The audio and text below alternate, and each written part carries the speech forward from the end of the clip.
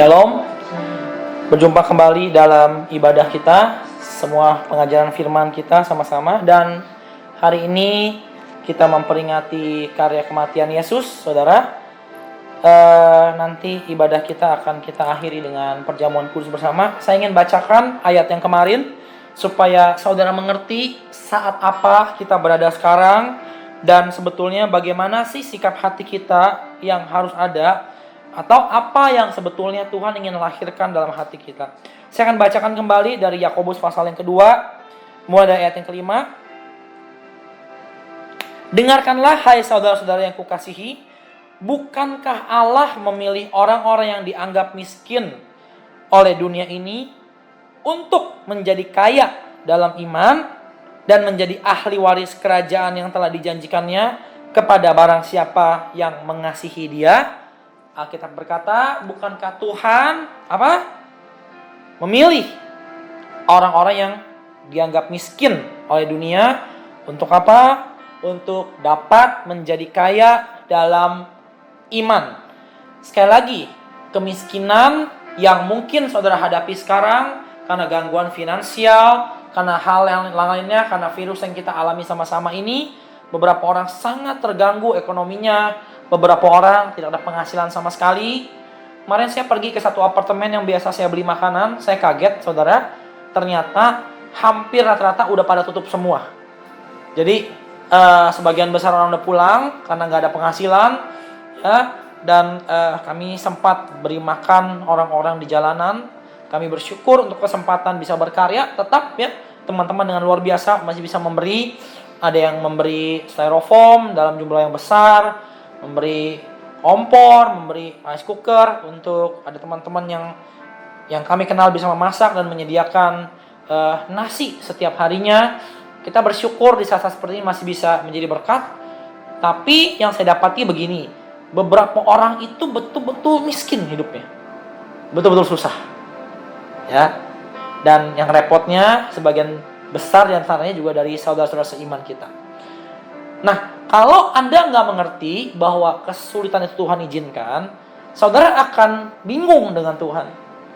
Apalagi dengan perkembangan pengajaran yang ada sekarang, kesannya kekurangan itu sebagai sesuatu yang dosa. Sebagai sesuatu di mana Tuhan itu nggak lagi menyertai kita. Sebetulnya salah, saudara. Kenapa? Karena ternyata firman Tuhan mencatat tentang kemiskinan. Dan firman Tuhan mengajar bahwa kemiskinan adalah kesempatan untuk orang-orang yang terpilih itu, yang terpilih untuk susah itu, bisa mengalami kekayaan dalam iman. Amin. Jadi kalau Anda merasa Anda kurang sekarang saatnya saudara belajar memperkaya diri Anda dalam iman. Itu apa? Penyerahan kita kepada Tuhan. Aduh, kok pastor makin hari makin kurang, makin susah, makin sepertinya nggak ada jalan. Justru saat-saat seperti itu Anda menggantungkan hidup Anda kepada Tuhan dari segala pembuat jalan, ya. Jadi itu hal yang paling baik untuk kita lakukan. Saya berdoa hari ini apa sih yang ingin Tuhan kerjakan di tengah-tengah Jumat Agung kita. Saya udah umumkan di grup hari Rabu kemarin bahwa Anda bisa mengikuti perjamuan secara online lewat video ini. Sama-sama kita ambil perjamuan bersama dengan rekan-rekan yang hadir di tempat, ya. Dan kalau Anda tidak punya alat-alat ini di rumah, saudara bisa pakai air putih, sirup atau teh atau roti tawar yang Anda potong-potong, ya, sehingga sama-sama bisa menghayati karya Yesus. Saya akan bacakan di Filipi 3 ayat yang ke-10 sebelum kita akan mengambil perjamuan kudus bersama.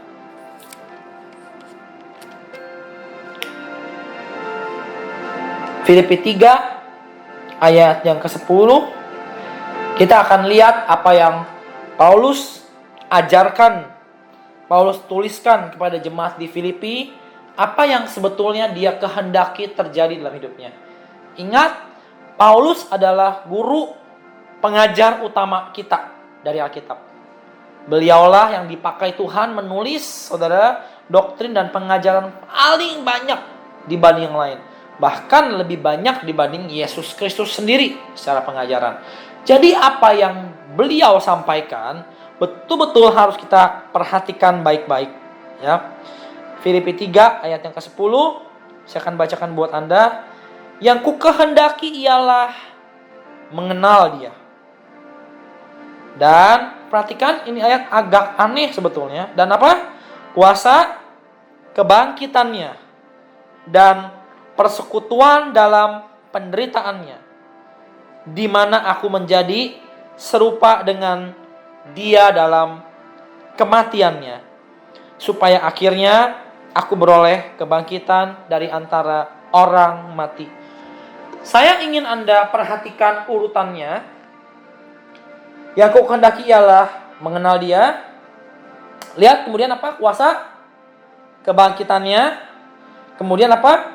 Persekutuan dalam penderitaannya. Kemudian serupa dengan Dia dalam kematiannya. Perhatikan, sebetulnya ada yang janggal di sini. Kenapa? Karena urutannya harusnya tidak seperti ini. Betul ya? Harusnya urutannya yang ku kehendaki ialah mengenal Dia, persekutuan dalam penderitaannya, di mana aku menjadi serupa dalam kematiannya, baru kuasa kebangkitannya. Tapi mengapa kuasa kebangkitannya disebut duluan, kemudian yang susah-susah baru belakangan? Ya, simple, saudara. Sebetulnya ini menggambarkan perjalanan hidup kekristenan kita. Ketika Anda baru kenal Tuhan, Anda kenal Tuhan dengan seluruh kedahsyatannya. Betul? Ya, sudah kenal, wah Tuhan dahsyat. Kenapa mau ikut Tuhan?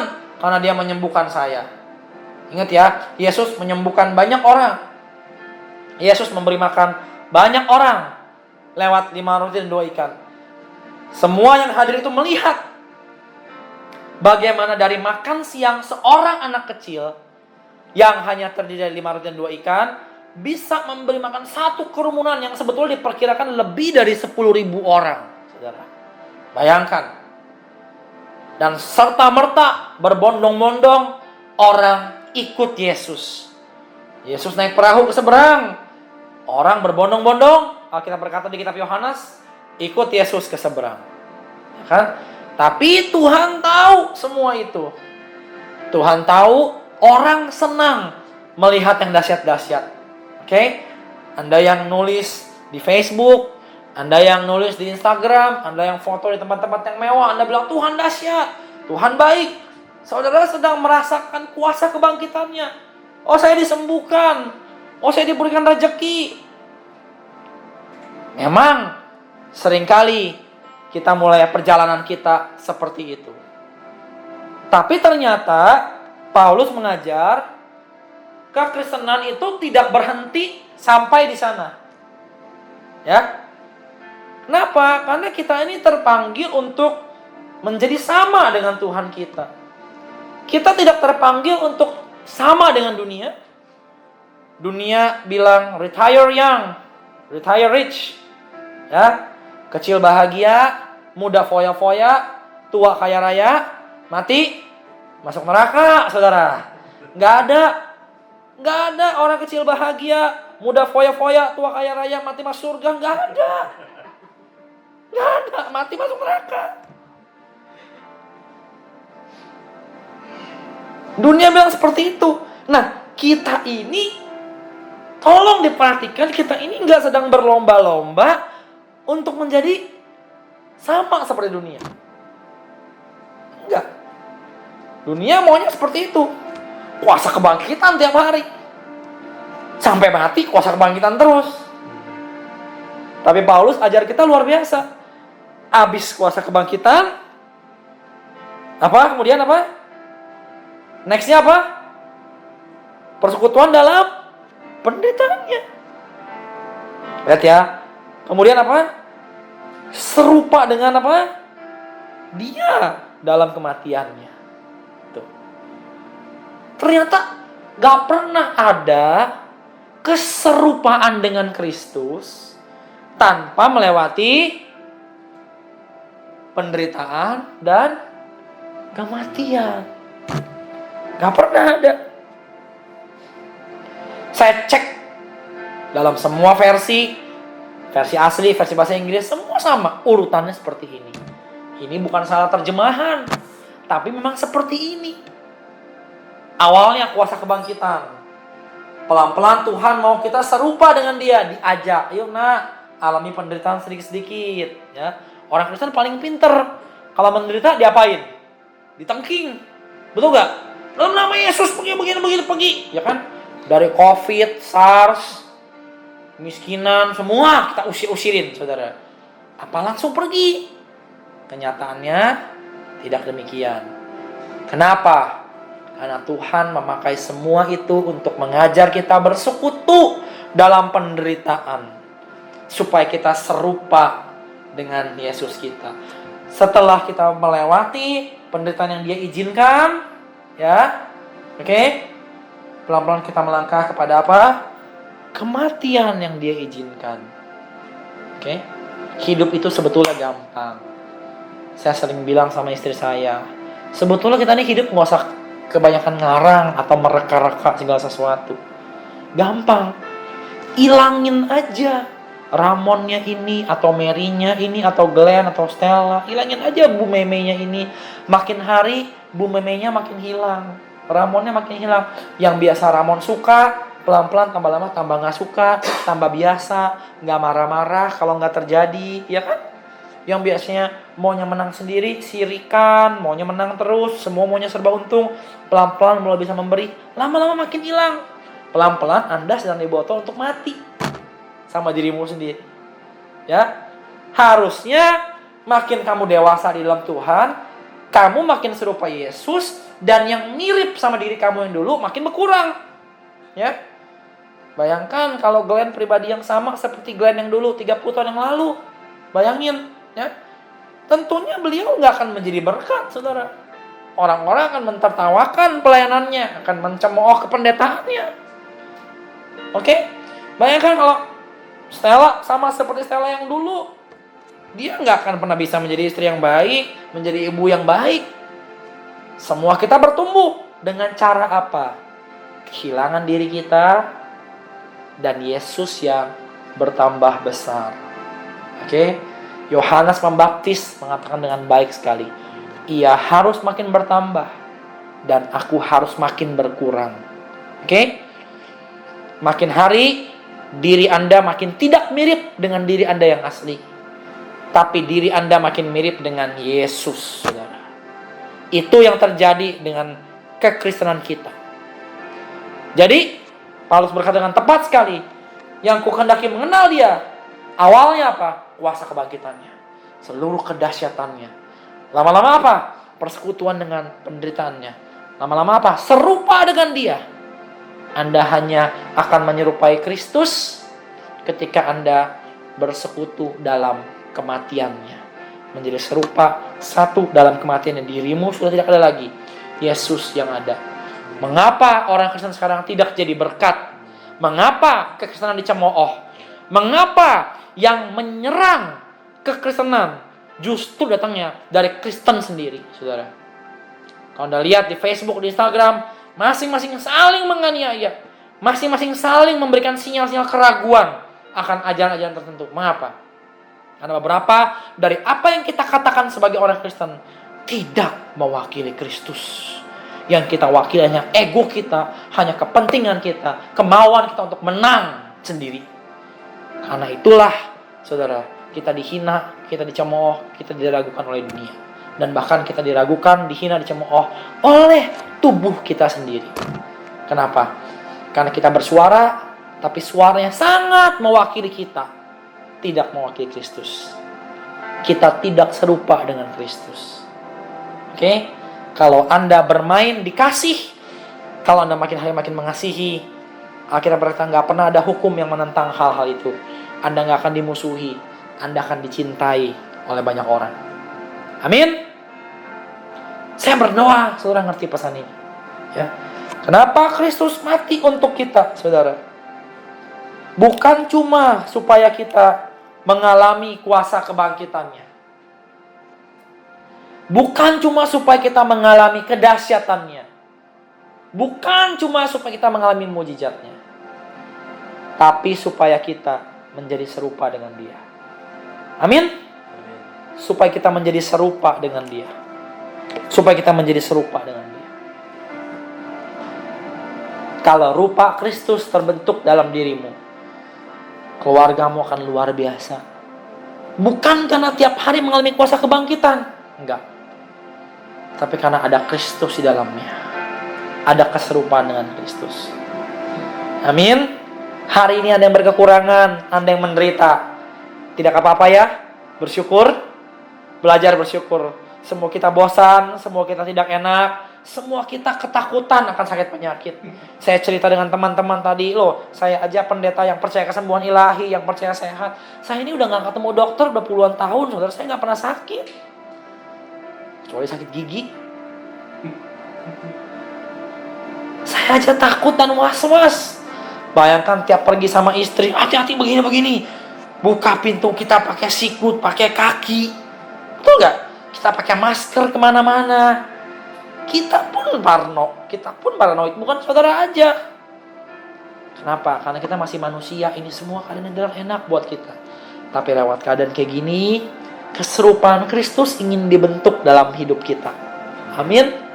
Anda tahu gak siapa yang paling berbahagia ketika Anda makin menyerupai Kristus? Percaya, yang pertama itu dirimu sendiri. Saudara percaya gak Yesus orang yang berbahagia? Betul gak? Oh, dia bahagia. Kenapa? Dia tidak terikat oleh apapun juga. Kita masih sedih, saudara, kalau kita keluar gak punya baju bagus. Yesus enggak. Kita sedih di masa-masa ini gak bisa makan makanan favorit kita. Yesus tidak. Dia bahkan bisa berpuasa 40 hari. Anda yang paling bahagia ketika rupa Kristus terbentuk. Yang kedua, orang di sekitar Anda akan paling berbahagia, akan paling diberkati. Mau nggak hari ini kita bertobat untuk semua keluh kesah kita? Amin? Mau nggak kita bersyukur untuk momen ini? Tuhan, terima kasih di lalu-lalu aku bisa mengecap kebangkitan-Mu. Tapi sekarang kalau Kau izinkan aku menderita, bersekutu dalam penderitaan-Mu, Tuhan, aku pun bersyukur. Kenapa? Karena suatu hari aku bisa menjadi serupa dengan Engkau dalam kematian-Mu. Amin. Saya bersyukur buat momen hari ini, saudara. Saya bersyukur. Ya. Yuk, kita datang sama Tuhan sama-sama. Ya. Saya memutuskan untuk firman Tuhan ini yang kita rekam ini, saudara. Ada momen di mana kita bisa berdoa. Ada waktu di mana kita bisa merenungkan sejenak. Supaya ini bukan hanya menjadi rekaman, betul-betul Anda dilayani lewat ini semua. Oke? Kalau Anda sudah siap, ya, apa? Masak aja, apa? Masak aja. Kalau Anda sudah siap,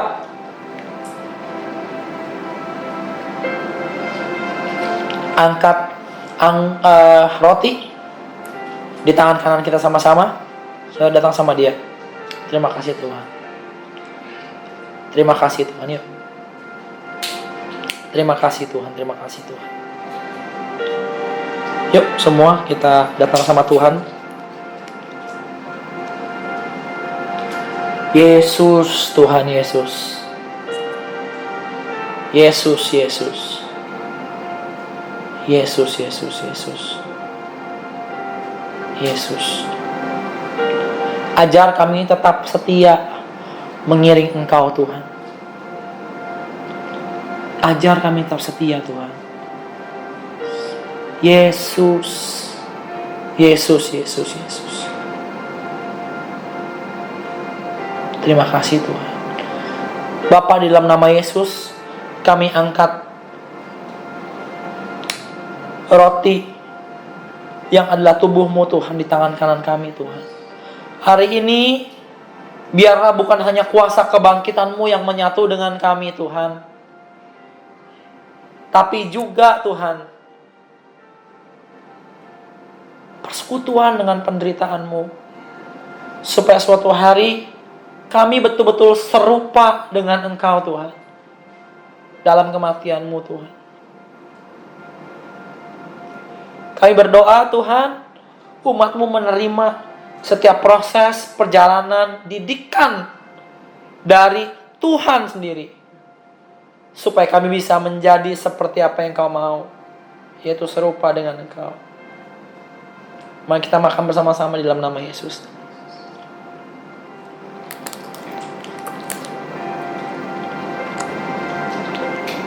Terima kasih Tuhan.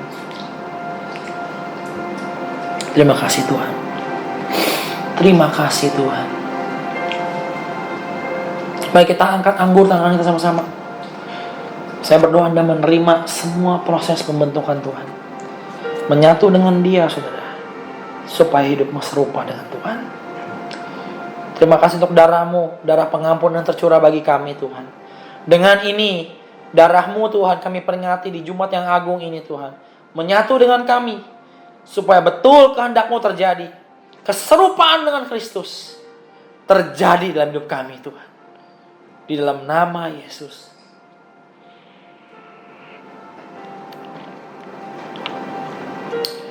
Yesus, Yesus, Yesus. Terima kasih Tuhan. Terima kasih Tuhan. Ajarku tetap setia, mengiring Engkau sampai putih rambutku, bawaku jadi kepunyaanmu yang berkenan, yang berkenan di hatimu. Yuk sama-sama. Yesus, ajarku tetap setia, mengiring Engkau sampai putih rambutku, bawaku jadi kepunyaanmu yang berkenan, yang berkenan di hatimu. Sekali lagi semua sama-sama. Yesus, ajar kami Tuhan. Ajarku tetap setia, mengiring Engkau sampai, ya Tuhan, bawaku jadi kepunyaanmu yang berkenan, yang berkenan di hatimu. Di dalam nama Tuhan Yesus, jadikan setiap kami serupa dengan Engkau dan berperkara dengan ajaib dalam hidup kami Tuhan. Setiap kita yang percaya, kita sama-sama katakan amin. God bless you saudara, amin.